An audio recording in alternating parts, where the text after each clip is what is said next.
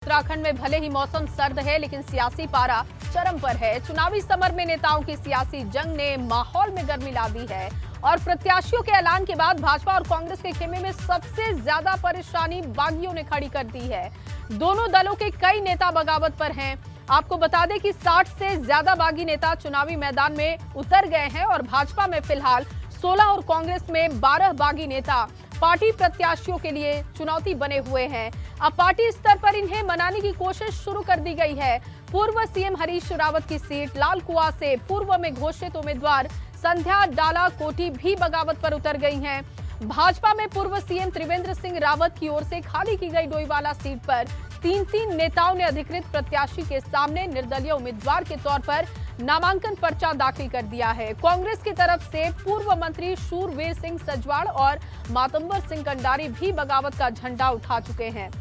तो 60 से ज्यादा ऐसे बागी नेता जो कि चुनावी मैदान में उतर चुके हैं और अब ये दोनों ही पार्टियों की मुश्किलें बढ़ा रहे हैं। दुख हुआ, हमारी आदरणीय प्रियंका जी का नारा था बेटी बचाओ बेटी पढ़ाओ, और एक बेटी को जब मौका दिया तो 2 दिन बाद उसका टिकट काट दिया। मैं इस क्षेत्र की सम्मानित मातृशक्तियों से ये कहना चाहती हूँ, मैं आपकी आवाज़ हूँ, मैं आपका स्तंभ हूँ और मैं आपकी रूपरेखा तय करूँगी। मेरे साथ मातृशक्ति, युवा और बुजुर्गों का विशेष सहयोग और अपार जन समर्थन मिल रहा है और आज मैंने अपना नामांकन भी करा लिया है। तो कहां पर कौन कौन बागी है, सबसे पहले भाजपा के बागियों के बारे में आपको जानकारी देंगे। और देखिए, जितेंद्र नेगी, सौरभ थपलियाल जो हैं वो डोईवाला सीट से इस वक्त बगावत कर रहे हैं। उषा रावत, दिनेश रावत ऋषिकेश से बागी दिखाई दे रहे हैं यहाँ पर। इसके बाद अगर हम बात करते हैं हरीश पनेरू जो कि किच्छा सीट से बागी रुख अख्तियार कर चुके हैं। इसके अलावा अगर हम बात करते हैं संध्या डालाकोटी की, तो लाल कुआं सीट से वो बागी बनी हुई हैं। तो ये तमाम बागी नेता जिनकी जानकारी हम दे रहे हैं कि वो इस वक्त में पार्टी से नाराज है, निर्दलीय उम्मीदवार के तौर पर अपना पर्चा भी दाखिल कर चुके हैं। लाल कुआं सीट जो कि हरीश रावत की सीट है, उस सीट से संध्या डालाकोटी नामांकन पर्चा भर चुकी हैं। भैरवनाथ बागेश्वर से बागी बने हुए हैं, ये परेशानी बढ़ा रहे हैं। कहां पर कौन बागी है, इसकी जानकारी हम आपको ग्राफिक्स के जरिए दे रहे हैं। देखिए, संजय नेगी जो कि रामनगर सीट से इस वक्त बगावती रुख अख्तियार कर चुके हैं और ये तमाम बागी नेता परेशानी पार्टी की बढ़ा रहे हैं। शूरवीर सिंह सजवाड़ जो कि ऋषिकेश से बागी हैं, वो भी चुनावी मैदान में उतर चुके हैं। क्या नामांकन पर्चा अपना वापस लेते हैं, ये देखना होगा, क्योंकि 31 जनवरी तक नामांकन वापसी का दिन है और क्या उस दिन तक पार्टियों की तरफ से मनाने में कामयाबी मिलती है, ये देखना होगा। पंकज राणा मेरे सहयोगी इस वक्त देहरादून से लाइव मौजूद हैं। पंकज, क्या बागी खेल बिगाड़ेंगे? क्योंकि अगर कांग्रेस की बात की जाए तो 12 बागी हैं, लेकिन भारतीय जनता पार्टी की हम बात करते हैं, 16 बागी इस वक्त चुनावी मैदान में है, नामांकन पर्चा भी दाखिल कर चुके हैं।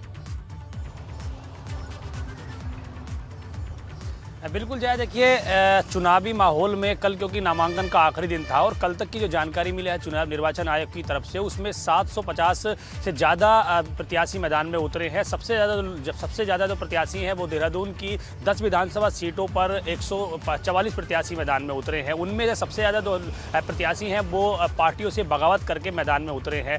सबसे ज़्यादा जो दिक्कत हो रही है भाजपा और कांग्रेस को, वो ऐसी सीटों पर हो रही है जो सबसे ज़्यादा हॉट सीट है। जैसे हम अगर लाल कुआं की बात करें तो कांग्रेस के लिए ये संध्या बालाकोटी वहां पर मुसीबत पैदा हो सकती है, क्योंकि वहां से कांग्रेस के पूर्व मुख्यमंत्री हरीश रावत चुनाव लड़ रहे हैं। इसी तरह से किच्छा विधानसभा में भी भाजपा के बागी हो गए हैं। राजकुमार ठुकराल जो रुद्रपुर से टिकट मांग रहे थे, इनको टिकट नहीं मिला भाजपा से, वो बगावत करके चुनाव लड़ रहे हैं। डोईवाला विधानसभा में सौरभ थपलियाल चुनाव लड़ रहे हैं। ऋषिकेश से कांग्रेस के शूरवीर सिंह सजवान चुनाव लड़ रहे हैं निर्दलीय होकर। इसी तरह से अगर देखा जाए तो 30 से ज़्यादा ऐसी सीटें हैं जहाँ पर कांग्रेस और भाजपा के बगावत करके तमाम नेता चुनावी मैदान में उतर गए हैं। हालांकि देखिए, आज स्कूटनी का दिन है और कल संडे की वजह से छुट्टी होगी और परसों नाम वापसी का दिन होगा और परसों के बाद ये स्थिति स्पष्ट हो जाएगी कि कौन कौन नेता मैदान में उतर गए हैं। लेकिन यहाँ इतना जरूर है कि मान मनोबल का दौर दोनों पार्टियों की ओर से जारी है। तमाम जो पार्टी के वरिष्ठ नेता हैं वो अपने बगावती नेताओं से बातचीत कर रहे हैं, उनको मनाने की कोशिश कर रहे हैं कि वो अपना नामांकन वापसी ले लें। लेकिन यदि ये बगावत वाले नेता यदि चुनाव मैदान में उतर जाते हैं, नाम वापसी के बाद भी अगर वो चुनाव में आते हैं, तो वो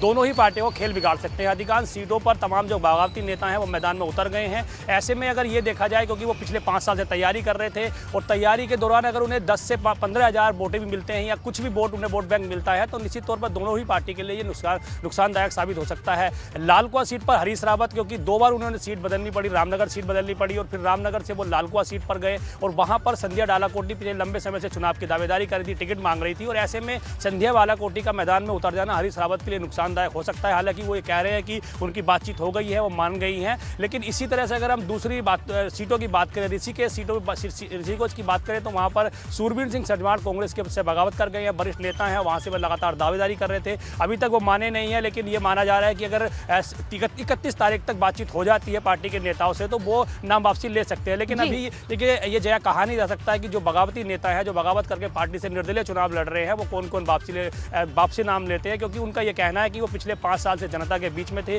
कोरोना काल में उन्होंने पूरी तरह से लोगों से बातचीत की है और ऐसे दौरान पे जब उन्हें टिकट की मौका मिला तो पार्टी ने उनका टिकट काट दिया। इस बार वो हर हाल में चुनाव लड़ेंगे। तो ये तमाम चीज़ें इस और इशारे कर रही हैं कि दोनों ही पार्टियों की मुसीबत अधिकांश सीटों पर बागी बिगाड़ सकते हैं। लेकिन ये देखना होगा, अभी मान मनोबल का दौर जारी है, पार्टी के वरिष्ठ नेताओं को जिम्मेदारी दी गई है कि आप बागी नेताओं से बातचीत कीजिए। सबसे दिलचस्प तो ये है कि तमाम बड़े जो नेता हैं उनके सामने बगावती तेवर अख्तियार किया जा चुका है बाकी के उम्मीदवारों की तरफ से और जो बड़ी सीटें हैं उसी पर इस तरीके के समीकरण दिखाई दे रहे हैं। हालांकि 31 तक क्या मनाने में कामयाबी मिल पाती है कांग्रेस और बीजेपी को, ये भी देखना होगा। बहुत शुक्रिया पंकज आपका तमाम जानकारी।